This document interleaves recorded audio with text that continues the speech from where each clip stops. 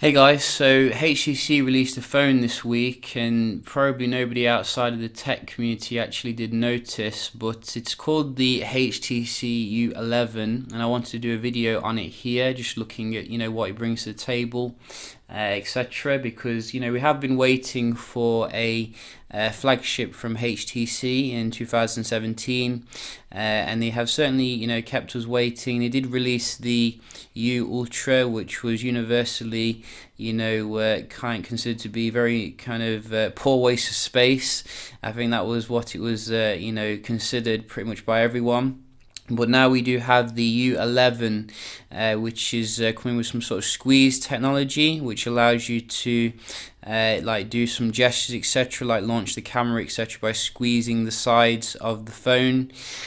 So a little bit gimmicky, if you ask me. Is everyone going to really rush out and buy the phone for that? I don't actually think so, really, and it's a shame because HTC, we've grown up with HTC over the years and they've been making fantastic phones. They recently made the HTC 10, which was a very solid phone. It didn't sell very well because they still didn't market it as good as they could do.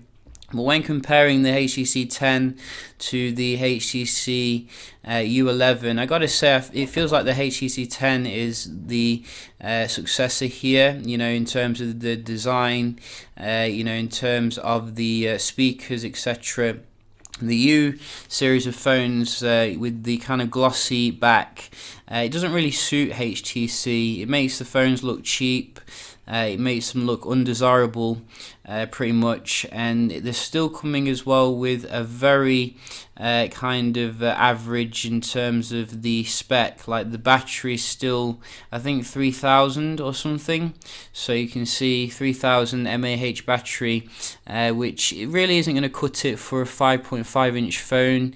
We've got the Mate 9 coming with 4000 mAh. We've got even small phones like the P10 comes with a slightly bigger battery, so it doesn't make any sense to me, HTC's recent decisions when it comes to phones. To me it seems that HTC just wants to become like a generic manufacturer for Google in future.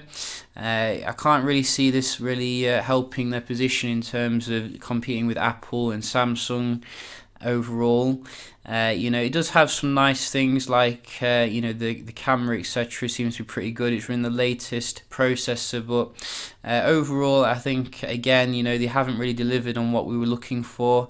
At the end of the day, all we wanted was like a HTC One M7 with updated processor, updated specs, updated speaker, slightly bigger OLED display, and that would have sold pretty well, particularly if they priced it just under Samsung and Apple, because I think only Samsung and Apple can really charge the flagship amount nowadays, particularly as people look at HTC more as kind of disappointing every year in terms of something or other.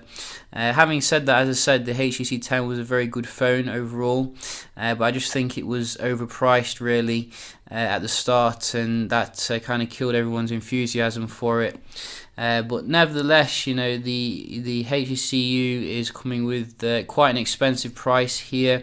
It was showing you the price in dollars, and then the price in pounds here, and it was practically like £200 more than what they're charging in the US, which really it takes the mick, really, if you ask me. But what do you think about this phone? Are you excited here? Personally, I think it's another missed opportunity from HTC, and I think OnePlus 5 is going to eat up the sales of HTC pretty much this year as well. And then you've got the LG V30, which is going to be coming with the OLED display. But yeah, leave a comment, let me know what you think. I think HTC can do better still. They just need to really focus on what they used to do and bring it up to date. Hope you found the video helpful, and I'll see you in the next one. Cheers.